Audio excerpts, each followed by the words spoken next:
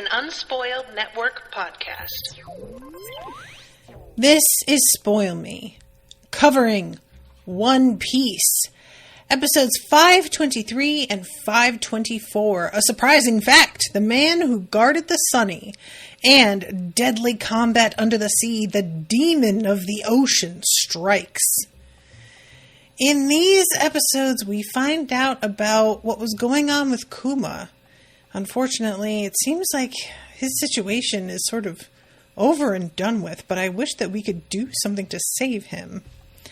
Meanwhile, we've got a Kraken. I'm into it. Y'all know I love shit like this. Welcome to Spoil Me.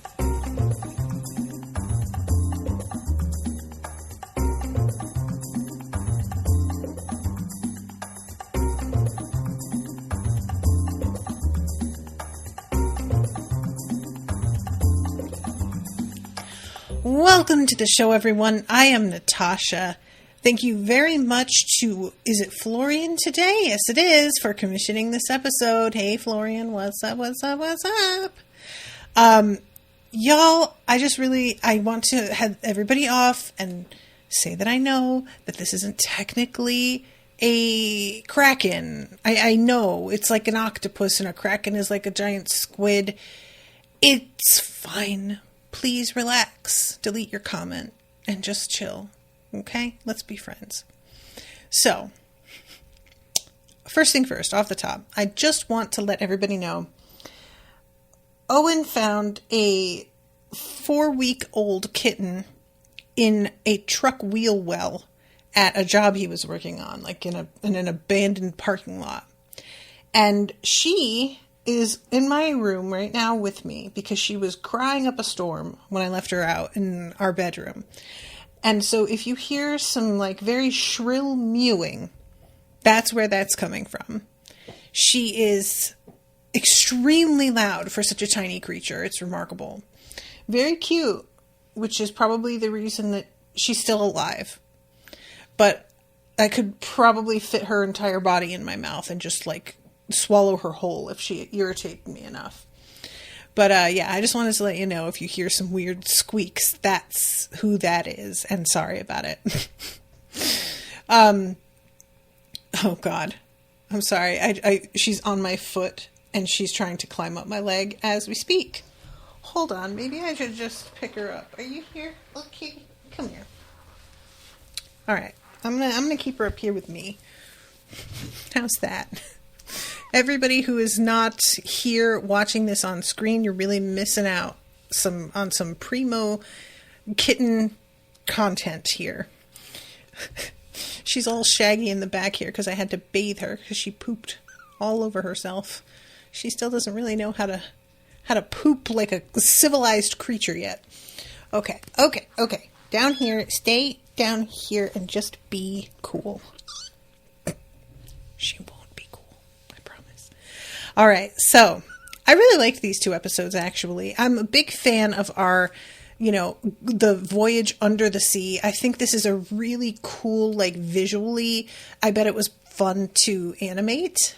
And I'm really interested in the mechanics of the coating that has been put on the ship, because the way that this works, and it turns out like this coating can be put on individual people as well, that's really going to open up some interesting possibilities here in a way that's like, considering everything, it almost feels like a little too much freedom for our guys to be able to like go out into the water.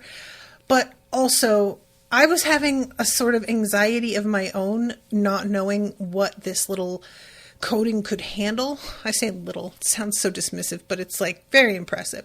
But we actually get to see the extent of it and the kinds of beatings it can take and still either maintain its shape or repair itself pretty quickly, which is, it's impressive. I'm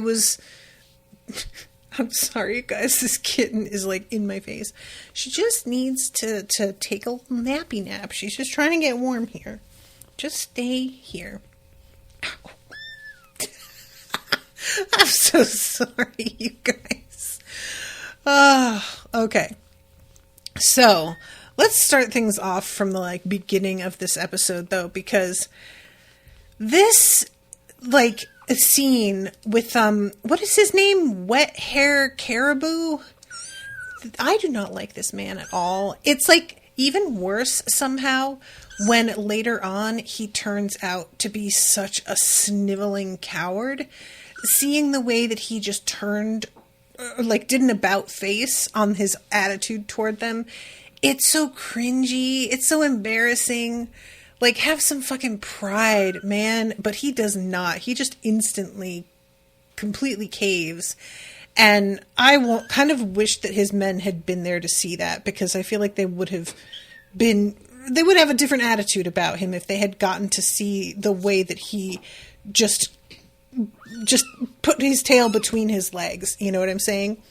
And the first time that we come across him in these episodes, he's having some of the fake Strawhats dig their own graves. Ow. Okay, that's enough, little kitten. That's enough. You go back down there. She clawed my lip. That's where I draw the line. And he's telling them, you've lied without remorse, and deception is a sin. But he says this right after he tells them that he was lying about wanting to join the Straw Hats because he was planning to immediately double-cross them and get their bounties. This is very typical of his type, this kind of hypocrisy. I'm not surprised. But also, sir, for the love of God. So anyway, we get to see again this like thing with him. It's like mud, I guess. I had said before that he was able to turn himself into a liquid, but as much as it is technically a liquid, it's not water. It looks more like mud, and he is like smothering people by like or over the head with it. And I guess killing them, like he does it to the fake Sanji, who just drops to the ground, and I think that he's actually dead, but it's hard to say who's like on the chopping block in this show. But anyway, so we then have the talk from, I can't remember his name. I keep doing it. Sentomaru? Did I get that right? I hope I got that right. And he's the one who is warning all of the Marines that they are up against a much stronger group of Straw Hats than they were last time. And basically like, guys, I know that you think you know what's coming. You don't. And you need to like get yourself ready. So this, I am really enjoying this like new attitude that everybody is having about the Straw Hats already. Like, I kind of expected that their reputation wasn't going to be so elevated so quickly. And honestly, there is a part of me that wishes it wasn't like something everybody was aware of. At the same time, it does maybe like stave off some trouble in the future that our friends might run across. And I say maybe, like I acknowledge that it's not a perfect shield or anything. But if folks out there are aware that you have leveled up quite a bit, maybe they will think twice about coming at you with the energy that they would have used. So I like to think that. At the same time, Wet-Haired Caribou doesn't seem to fall into that category. He's willing to come at them anyway, and it seems pretty clear he is not up for it. So I guess it's just, if people are smart, they'll back off, unless they really either don't know or underestimate them or are more focused on the bounty than anything. So the conversation, by the way, Sentomaru is like surrounded by these Kumas that are on the ground because, reminder, our friends were able to deal with them in pretty short order. And we find out a little bit later what was going on with Kuma. But first, let's talk real quick about Rayleigh, because he's thinking back to the moment when Gold Roger approached him and was trying to get him to become part of his crew. And I have to mention that Gold Roger is out here with that straw hat, which I didn't realize was his thing also. And Rayleigh is like reclining on a boat and says that he stole the boat after his house burned down, which we don't know that story, right? And then Roger says, I think it's destiny that we met. Why don't we just go out on the high seas on this dope boat that you have and turn the world upside down and just be partners and besties forever? And this dude, I'm sorry, the cat is still here, like on me. And really understandably, I love the fact that Rayleigh actually says this in the kinds of words that I would use. Maybe that's just the dub, but he says, are you serious? Because I literally just met you like 30 seconds ago. And why don't you just go get one of your, like a boat of your own? And Gold Roger says, one of these days you're going to look back at this and realize it was the beginning of the greatest adventure ever known. And when we come into the present, Rayleigh is like tearing up at this memory and just realizing like, oh my God, he was right. I didn't know what was happening at the time, but it was like a complete turning point in my life. And it's just really interesting to see young Gold Roger. He looks so much like Luffy. And the whole attitude of just, I'm going to approach a stranger and be like, okay, now we're friends that will die for each other instantly. I mean, that's very familiar behavior. I'm just saying. I was a little bit disappointed that we didn't get a better look at young Rayleigh, because you guys know that I thought that Rayleigh was fine even as an older gent, but I have to imagine when he was younger, it was pretty good. We just see that his hair was blonde. That's all we got. But otherwise, not much of a look. His facial hair seems to be different. It looks like it's just a couple of stripes only and not like the kind of more beardy thing that he's got going on now.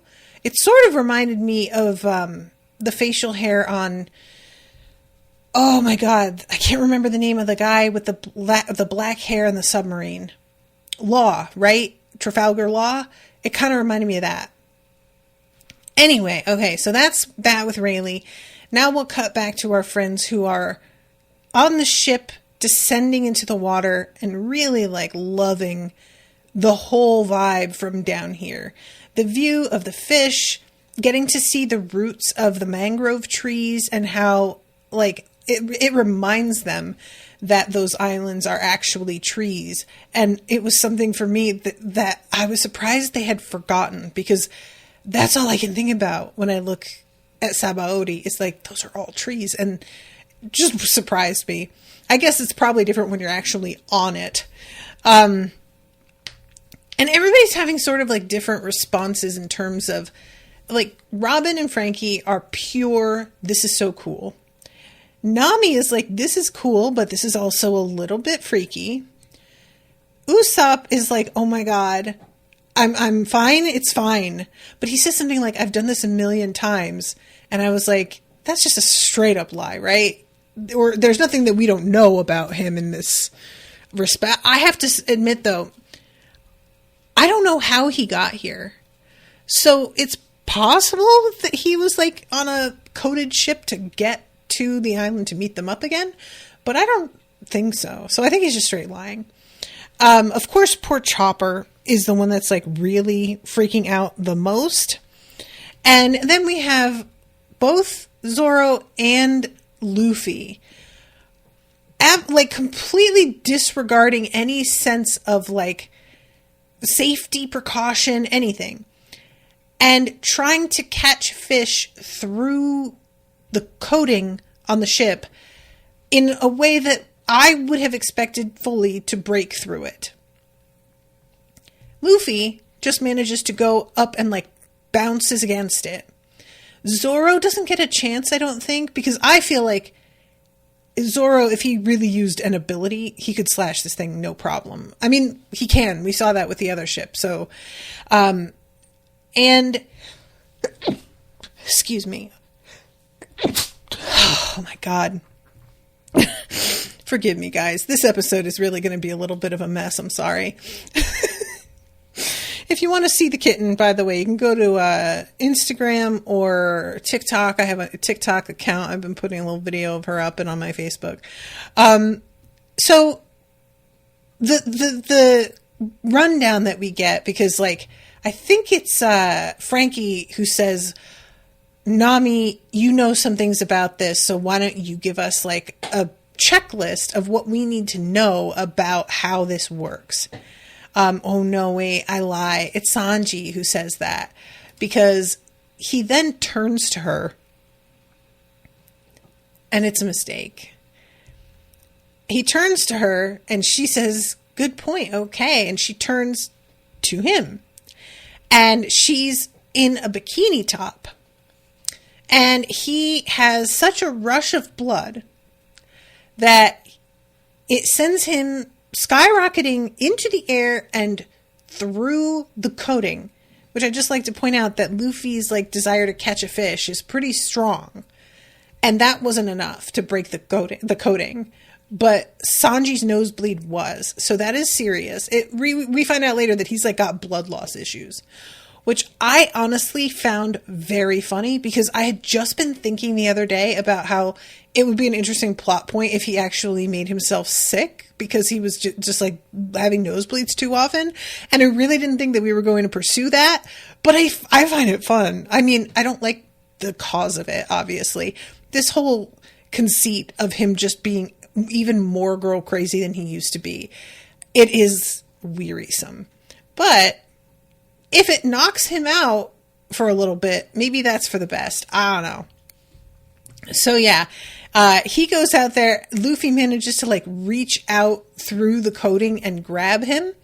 And it was sort of, I think that the way that he reaches out, his arm is still coated because, let's see, I'm trying to see how this works. No, he goes through and can't quite reach him at first. He's like the fucking seawater because it affects his powers.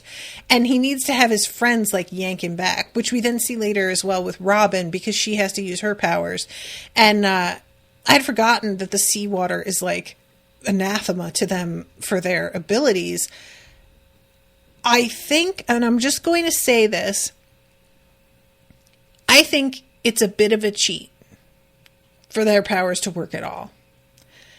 I get the temptation to do this, but if you can make a cage out of like sea stone and just being in it, near it, is enough to keep you from being able to use your abilities, I think that your whole arm submerged in seawater should do the same thing. I just think that trick is a cheat.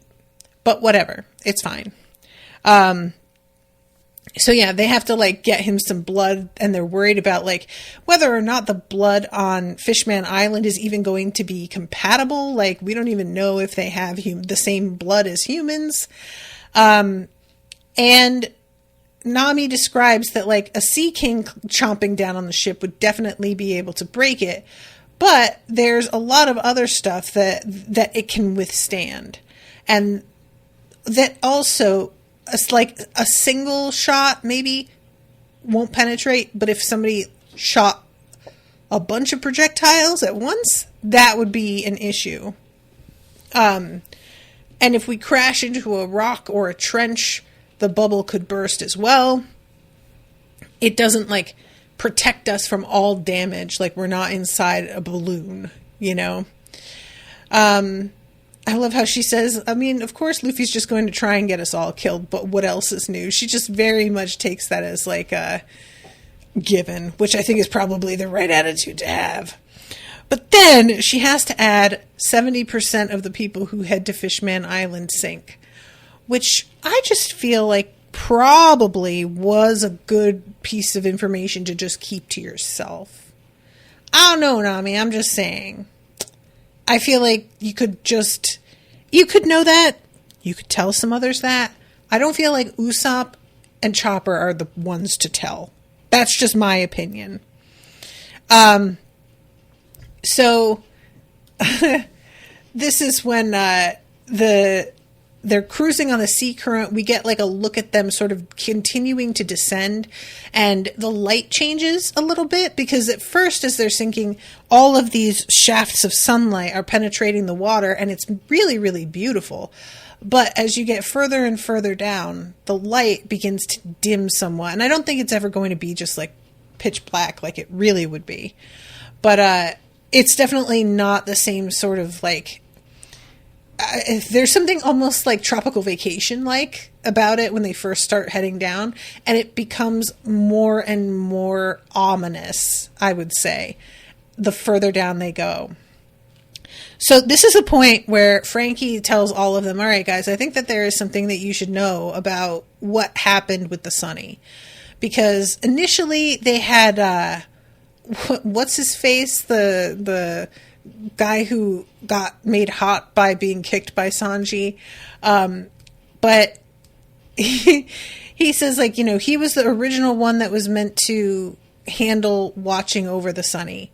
And, he got attacked so much that eventually Hachi was the one that had to take over watching over the ship.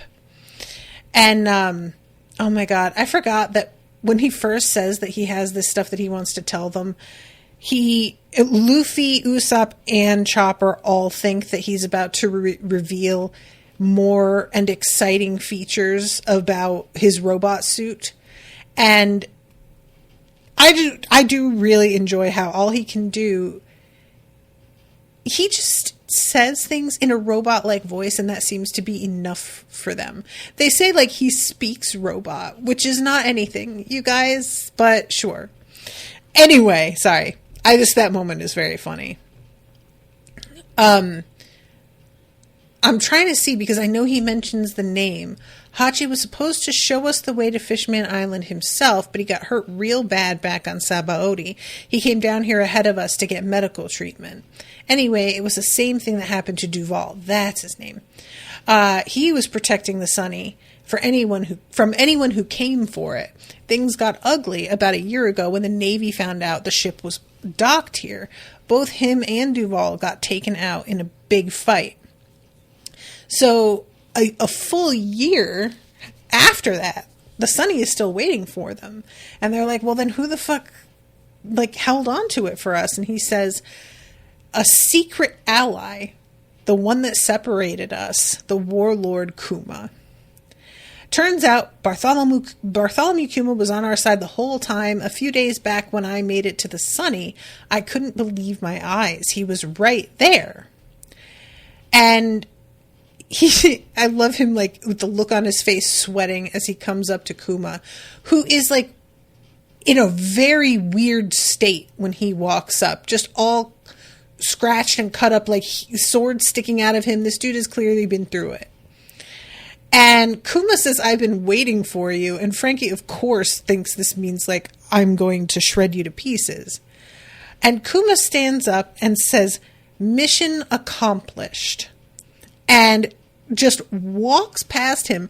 All of this, like, electricity and everything shorting around him like he could barely continue.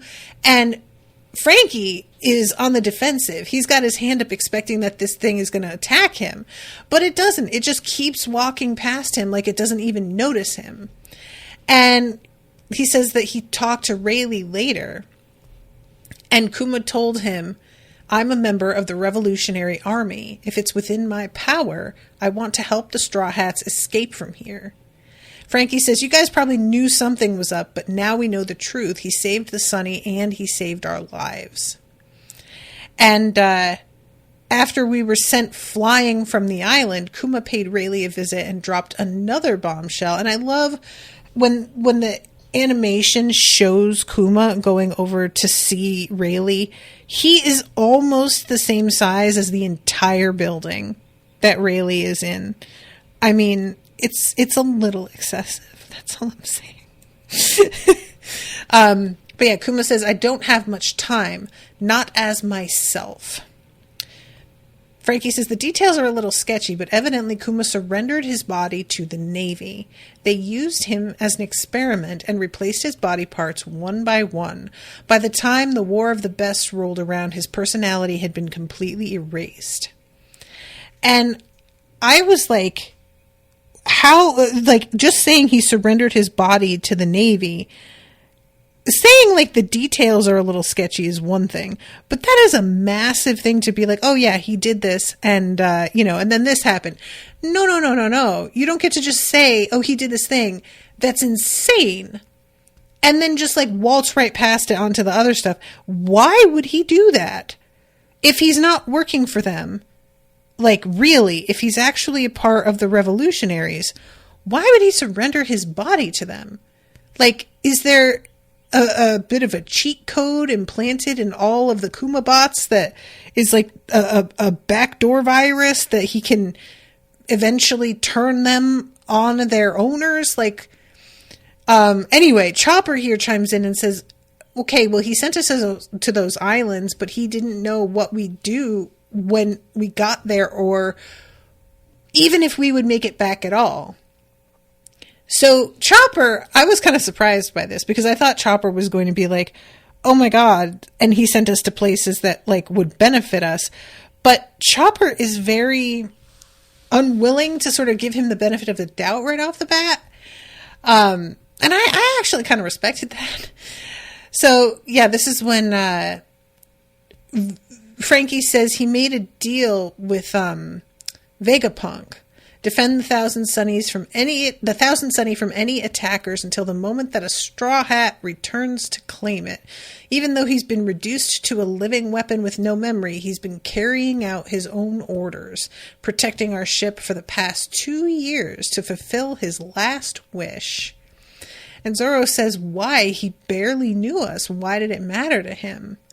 And Usopp is like, well, if he's a member of the Revolutionary Army, which is being led by Luffy's dad, then it's probably that connection. Like, you know? And I think that makes sense, but maybe that's too easy an answer. I don't know. The bottom line is our survival and all the things we accomplished in the past 2 years, we owe to him. Whatever his reason was, we should be grateful. That's Frankie. Sanji seems to be really the only one that's sort of like, yeah, no, fuck that guy. But yeah, he says, his personality is gone, no, so there's no point in like questioning it because we're never going to be able to ask him. And we just have to appreciate everything that he did for us until he took his last breath as a human. It's too bad that we won't be able to thank him because once we see him again, he's going to be a weapon and he's going to be our enemy. But, yeah, that's the story, and I thought y'all should know about it. So, I knew, like, by this point that Kuma was on their side somehow. It also, right from when he had his weird confrontation with Zoro, it just felt like, what's happening here? Because he wasn't actually doing anything to hurt Zoro in a genuine way that Zoro wasn't inviting. The whole situation just felt so strange. So this is not, a surprising revelation in itself, but I do appreciate the explanation of why the Sunny is still sitting there.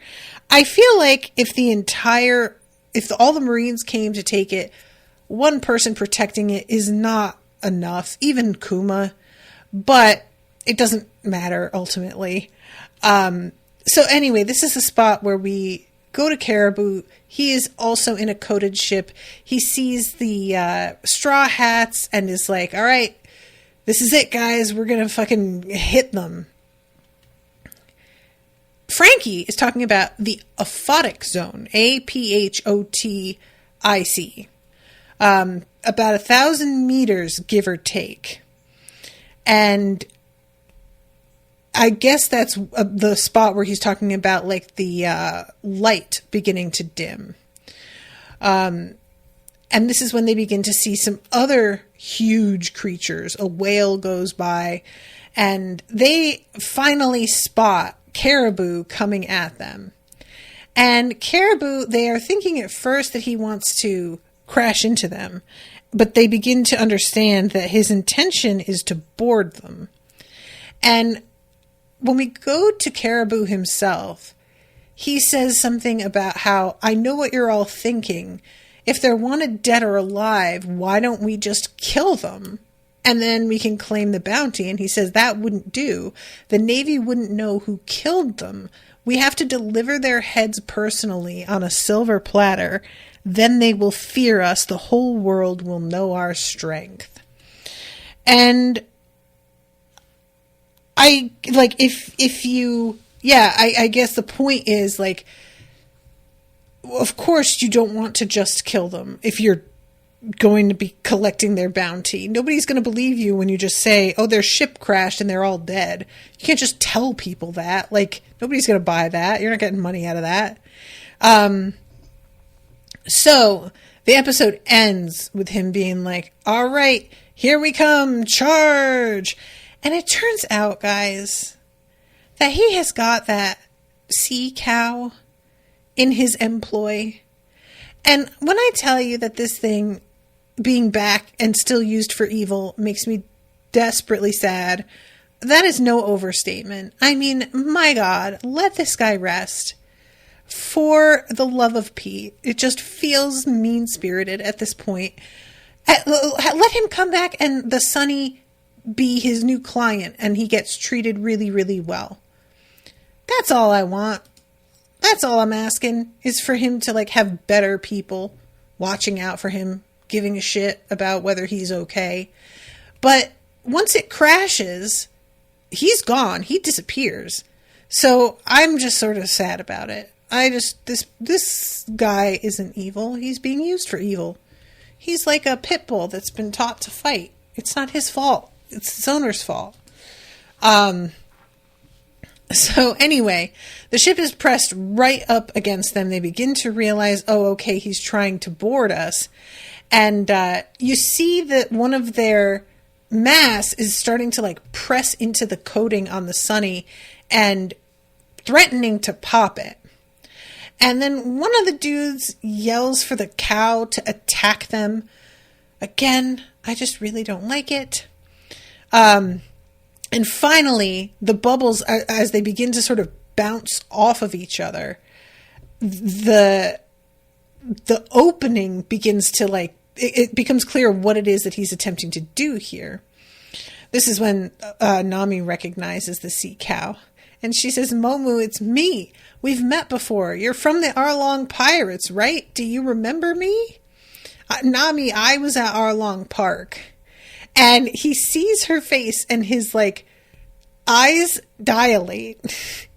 Completely like, oh shit. And he sees Sanji and remembers all of them fighting him and beating the hell out of him.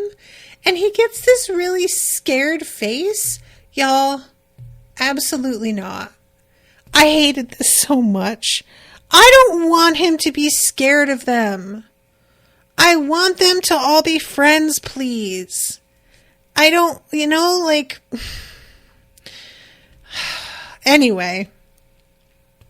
So this is when fucking Caribou is like, all right, here I come. And he manages to, like, push himself through the hole in the bubbles. And his pirates are behind him. And he's like, all right, guys, follow me through. We'll strike while the iron is hot. And as he's standing there waiting for his crew to like open fire, this is so funny, you guys. The sea cow, which has realized that he is up against some people he does not want any smoke from, just disappears. He just takes off with these guys. And so there's this huge grandstand speech that Caribou makes because he doesn't realize he's alone. And I love that the voice actor delivers it with just as much fervor as he would if it were true all of these men were with him. I love the contempt on all the Straw Hats' faces as they just stand there looking at him with no fear at all. I want every last one of them dead. Send these Straw Hats to hell.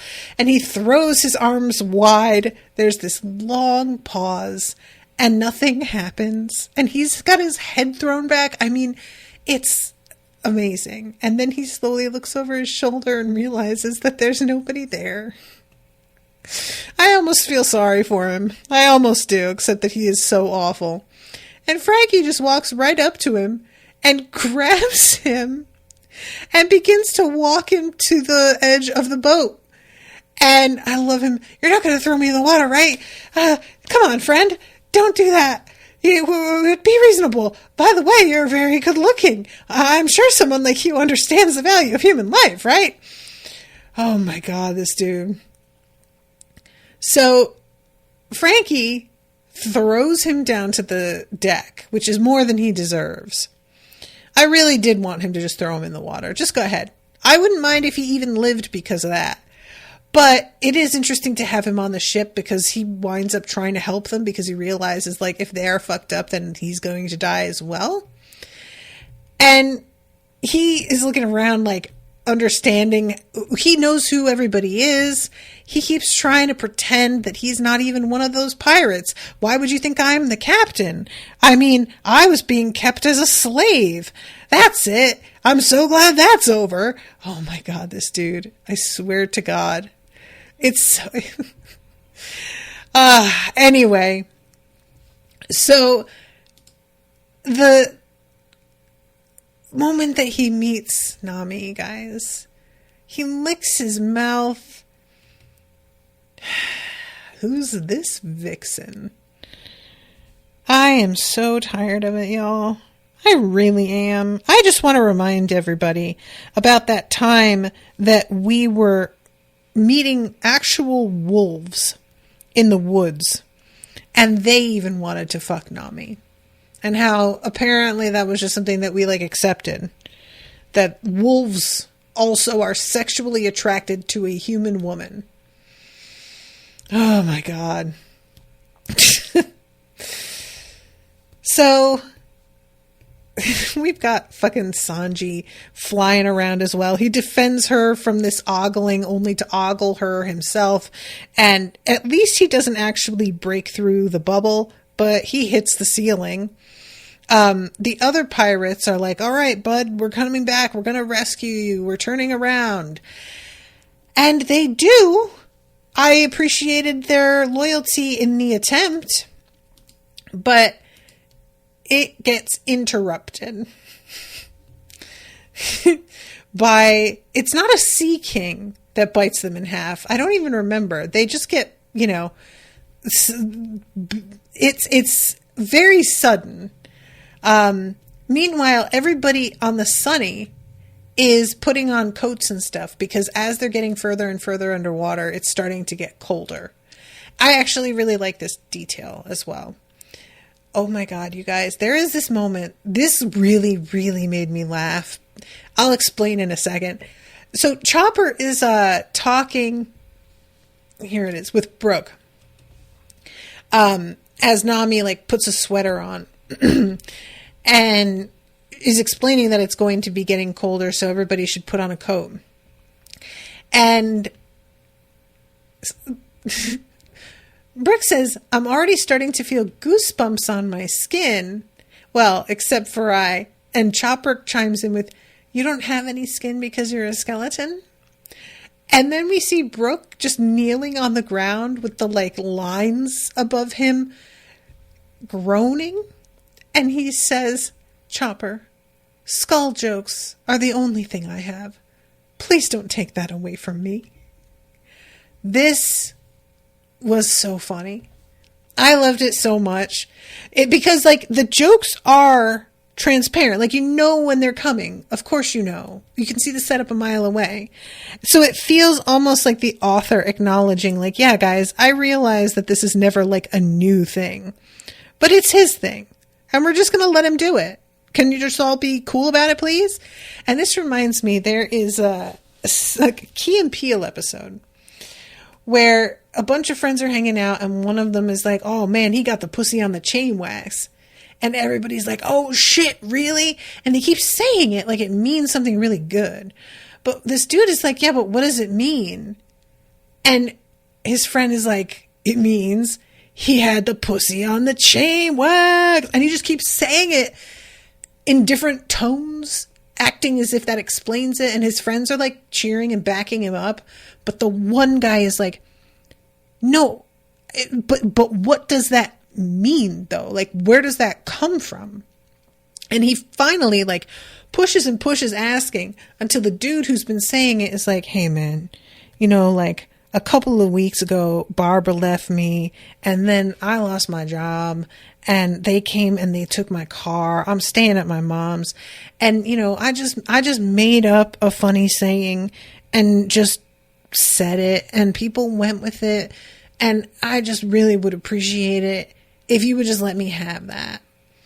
And eventually it shows them like later on in the episode saying he got the pussy on the chain wax in total sincerity because he has agreed to just let his friend have this, even though it makes no sense at all. And this just felt very much like that for me. Just like, dude, come on. So Frankie says, don't you guys know the water is cold in the deep sea? Hot water rises and cold sinks to the bottom. Luffy says, oh, does it? I don't take very many baths. And I was just like, I'll bet you don't. The temperature is not the only thing that's different at the bottom. And this is Brook. Once we move down, we'll find something called deep currents. You don't run into them terribly often, but they're much larger than the regular currents, and they're very unique in that their flow is completely independent of what you see closer to the surface. I love that Usopp here is like, wow, you've even got a diagram. That's because I'm so old. I'm wise. We get to see this like weird animation of a dragon with tons of loops and how they flow in all of these different directions. And this is actually a real thing. They eventually come across an underwater waterfall. And I don't know if any of you have like looked into this kind of thing, but when you see video of it, it's such a mind fuck because it like does not visually look like it makes sense. But there is some sort of gas that permeates the water. I feel like the gas is coming up from cracks in the ocean floor or something. And it infuses the water and makes it heavier. And so it pours down. But only the water that's like close to these crevices. And then the rest of the water is unaffected. So it is a literal underwater waterfall. And it's so odd looking. So it'll be very interesting to see the way that, because above ground, everything is so weird. I'd be willing to accept anything that he puts, on paper in terms of like the world itself and how geography works and whatever. It doesn't make sense, but it's fine. I don't care if it makes sense. But underwater is so weird anyway. Like, we are really not delving into the deep sea in the way we should in terms of like discovering knowledge and resources. We have more knowledge of outer space than we do of our own oceans. If that's still true, I believe it is. And it's just so weird how unwilling we are. It's almost like a person being afraid to pursue therapy and look inward and instead try all of these external things to sort of make themselves feel better that don't actually add up to happiness. It's like a weird physical manifestation of that, of just like, yeah, we'll look to outer space and yeah, we're fucking our resources up here on Earth, but we'll just find a different planet and we'll just go to that planet instead and find more resources and it'll be fine. We've got a whole ocean that we don't even know what's down there. What are you doing?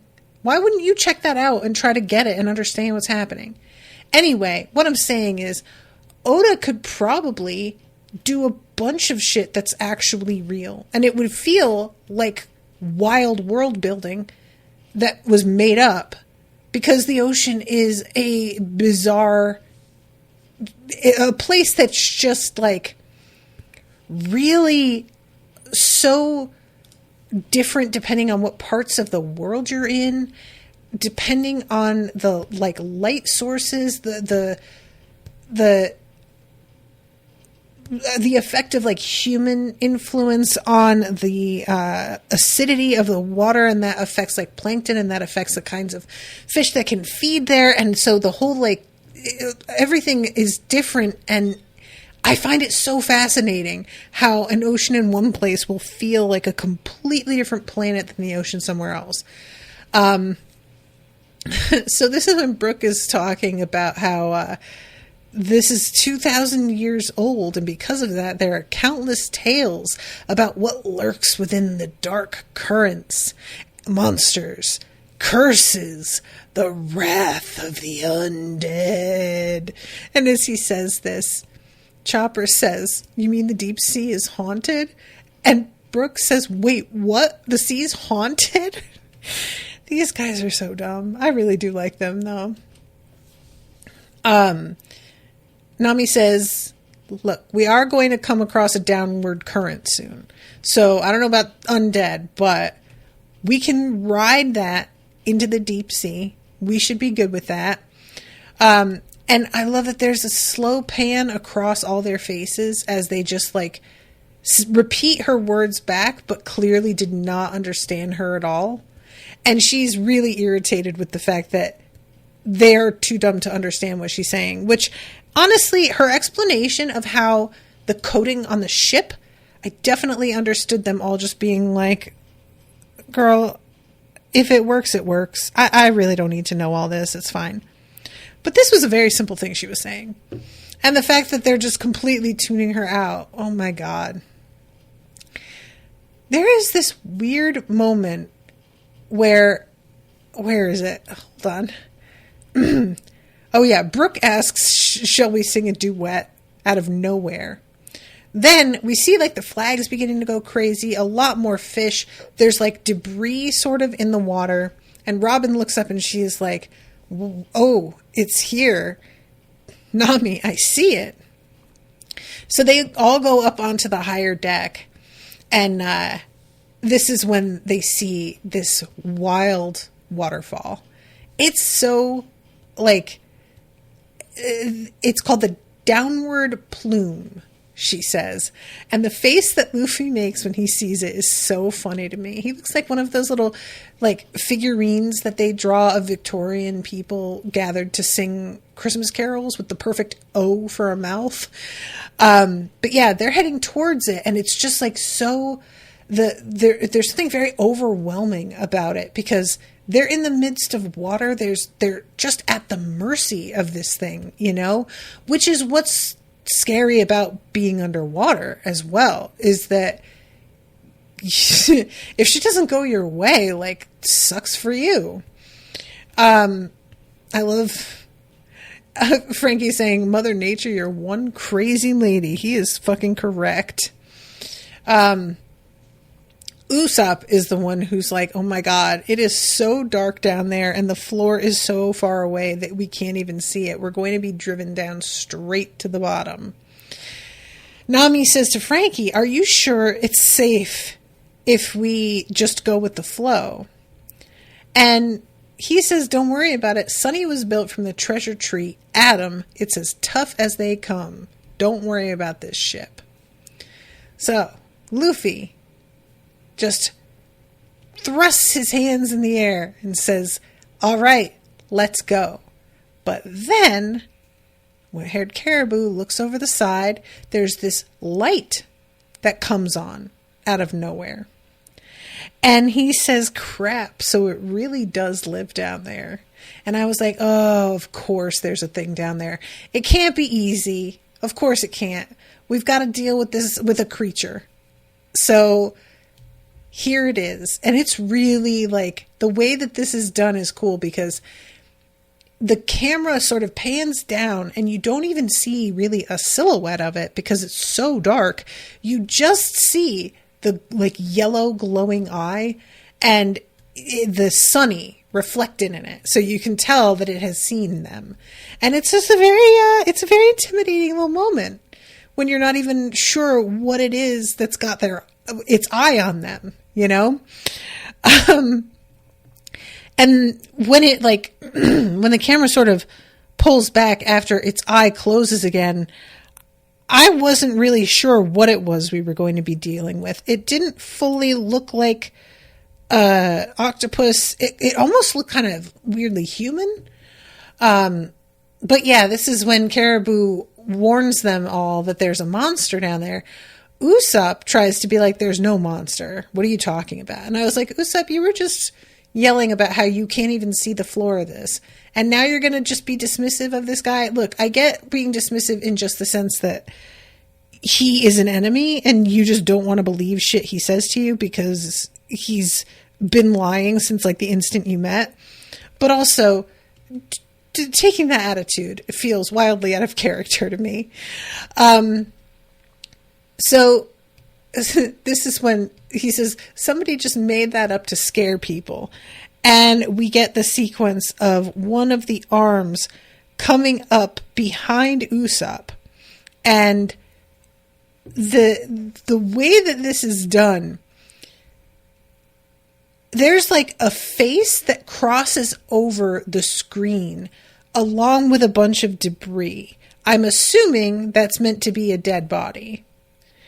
But it was just so like unexpected, you know, we don't deal in corpses that much in this show. So I was just, for a moment, I was like, wait, is the monster a person? Is that what's happening? But no, we've got the giant tentacles. And as Usopp is trying to like reassure everybody that the monster isn't real, he finally like sees everyone pointing and turns around and we get a full view of the ship. Like it's outside of there. The octopus has its tentacle curled around another ship. So it's already got something that it's occupied with, which I feel like is the only thing saving them right now, is that it's distracted with the toy. But yeah, these, they're right within its range. It's not like they're far away enough to really be able to get away without engaging with it. And Luffy is like, I just had a perfect idea. We'll just have to capture it. And of course, everybody is like, what are you fucking talking about, dude? Now, as much as I was like, I know that sounds crazy. I have seen the stuff that Luffy has dealt with. And honestly, this didn't seem like such a wild idea to me. Luffy has been cowing some pretty giant fucking creatures out in nature. And this is bigger than they were, yes.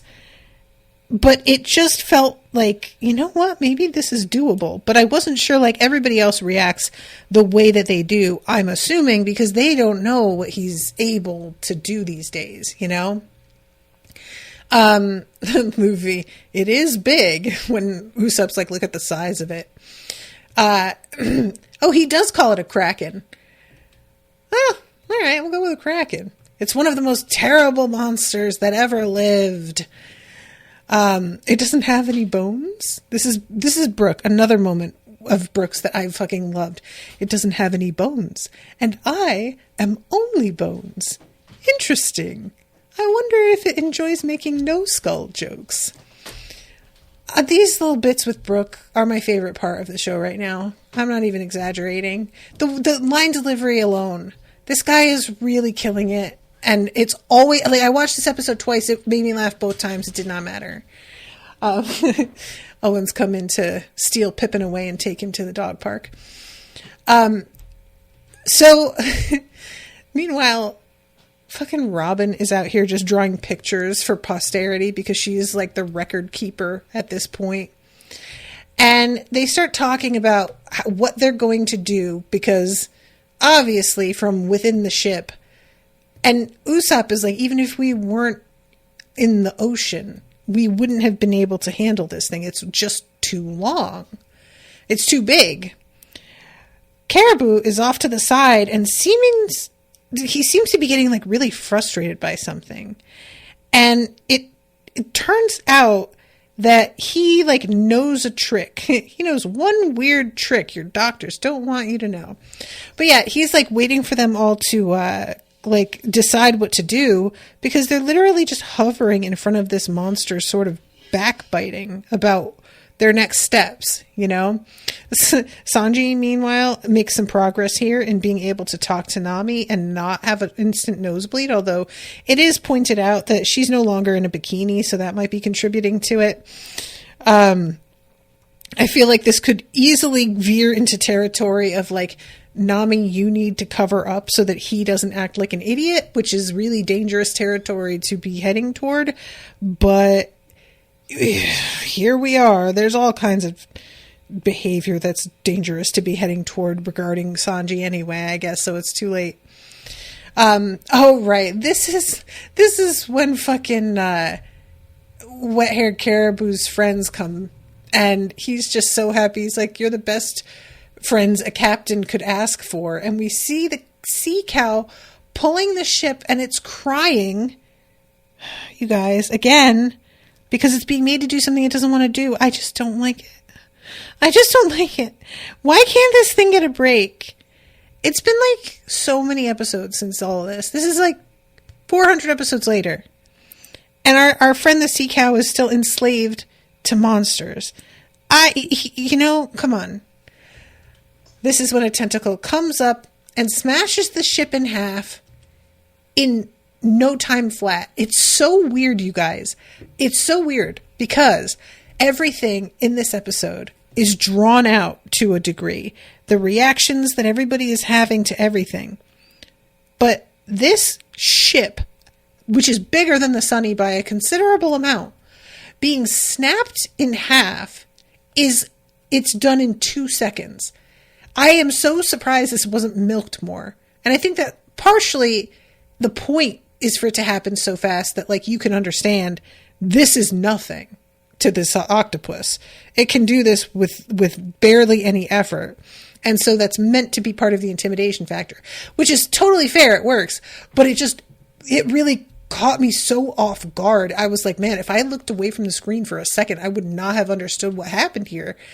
But yeah, totally destroyed the coating. This is when the sea cow just fucking bails. And all of Caribou's guys are just floating dead in the water. And they all look identical too, which is so strange. I know that the pirates always have like outfits that go together and stuff, but they don't usually look like carbon copies of each other. It's so weird. Zoro says that they look like jellyfish, and I thought that was actually kind of funny. So this is when everybody is like, there's no way that we can fight a monster like this. And Zoro is pulling his fucking sword out, and Luffy is about to bite his thumb. I don't really know. I don't remember how that works for him. But this is finally when Caribou realizes, like, I don't even have my friends coming to get me. Any avenue of escape from this all is shot. So I have got to help them survive, or I'm not making it either. And he is able to make flutter kick coating. It's an extravehicular diving suit. As long as you stay inside it, you can fight underwater as much as you need to. And it's Luffy, Zoro, and Sanji in it. I would like to reiterate to everybody my profound desire to have at least one woman fighter that's like by default included in the fighting party, because Nami and Robin can both fight at this point, but they don't get put into the group that goes to fight. And it kind of bums me out. I wish that like it was even considered, discussed, but it's not. I said earlier that this episode was going to be a mess, and I even just got a phone call from my doctor in the midst of all of this that broke up my recording, so sorry about that. It really is a mess today. So yeah, Nami tells them, like, whatever you guys do to this thing, please try and stay as far away from the ship as you can so that you don't damage us. And they jump out and they leave the ship, and they were supposed to hold on to some safety ropes so that they could be easily pulled back. And they just leave them on the deck. They just go like fucking imbeciles. The only person who notices Nami yelling after them is Sanji, who instantly gets a nosebleed and falls behind for a second. We have this weird effect of like the blood hitting the windshield of this bubble. And when Zoro says, why don't we just cut this thing up? Luffy says, because that wouldn't do me any good. I want to capture him and keep him as a pet, which I am just not about. Please go and capture that sea cow. This thing, I don't feel like it's going to want to be a pet. How do you even, what do you even do with something this big? What do you even do with it? I guess it could help pull you and you would make some pretty serious time. But, I don't know, man. Anyway, so this is when Frankie does his rocket launcher thing. And it just hits this creature and it doesn't really seem to do much at all. Everybody's very impressed with it and it looks super flashy. But the explosion when the camera pulls back is just this tiny little spot on this enormous body. And then another one of the tentacles rises into the air and Chopper yells guard point. And they all kind of fall to the deck thinking that they're going to be crushed. But when they open their eyes, Chopper has expanded his body to the size of the ship. He has basically turned into a huge bumper somehow. And then as the thing gets irritated and smacks at the ship to just send it to the bottom and explode, this is when Robin uses her ability to make some giant hands that reach out and shove against the rock and push the ship back so that it does not crash. Another point with the seawater and her power being able to work anyway.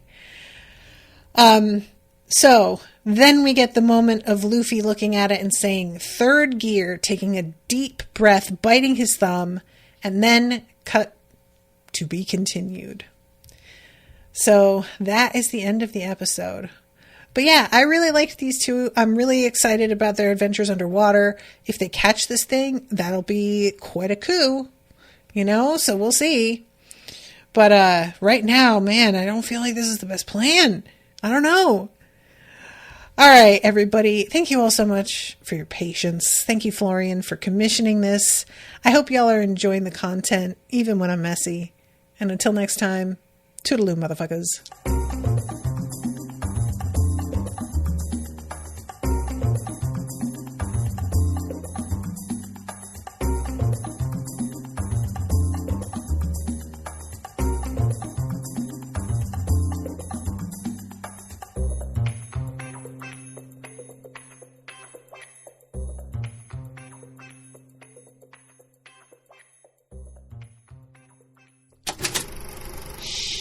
That was an Unspoiled Network podcast.